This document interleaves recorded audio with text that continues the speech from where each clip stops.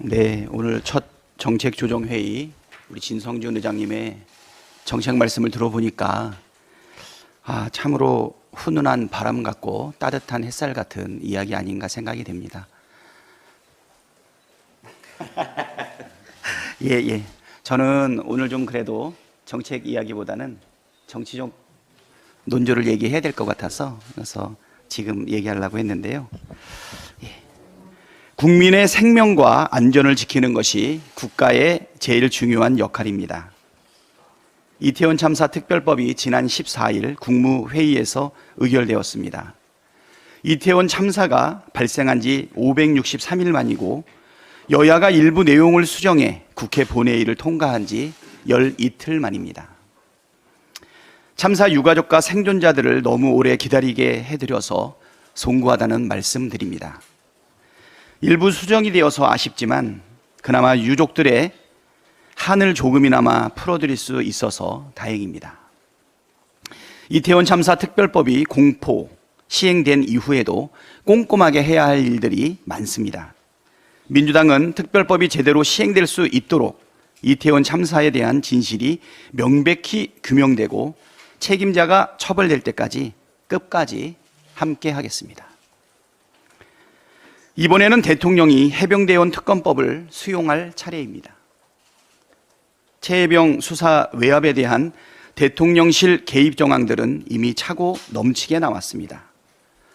수사 자료를 회수하던 당일 대통령실 이시원 공직기강 비서관과 국방부 법무관리관이 통화한 사실이 드러났고 대통령실 국가안보실이 지난해 7월 21일 해병대 수사단의 수사 계획 관련한 자료를 요청해 해병대 일병 익사 사건 수사 계획서를 받은 사실도 확인됐습니다.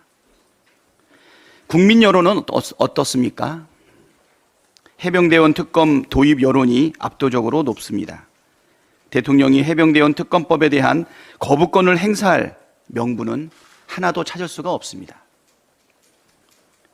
국방부와 대통령실의 노골적인 사건 은폐와 부당 개입 의혹이 너무나도 짙은데 살아있는 권력으로부터 독립적인 특검이 아니고서야 진실을 밝힐 수 있겠습니까?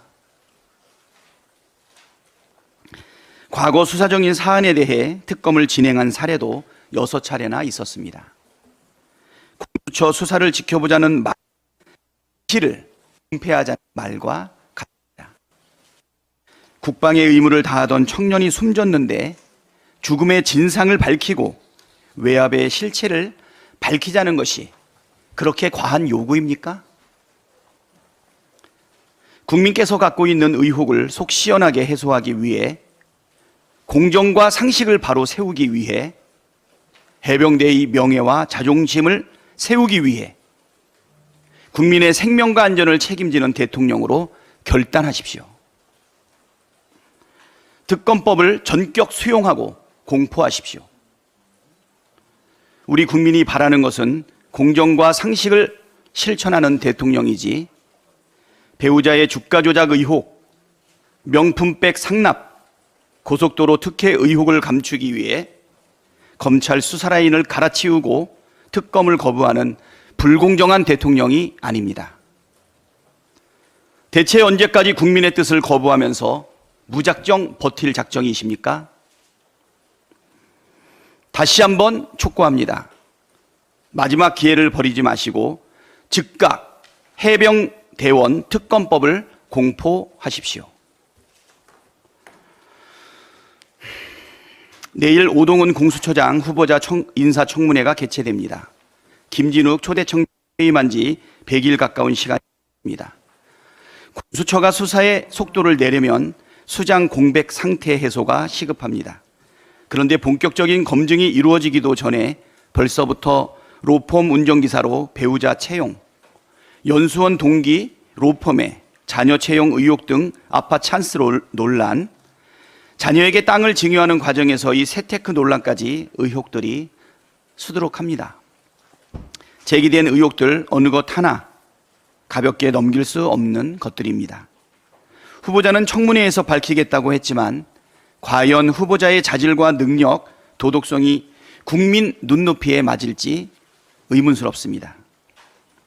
인사청문회는 국민을 대신해 후보자를 검증하는 자리입니다. 민주당은 윤석열 대통령의 공수처장 첫 지명이니만큼 최선을 다해 빈틈없이 검증하고 야당의 소임을 다하겠습니다.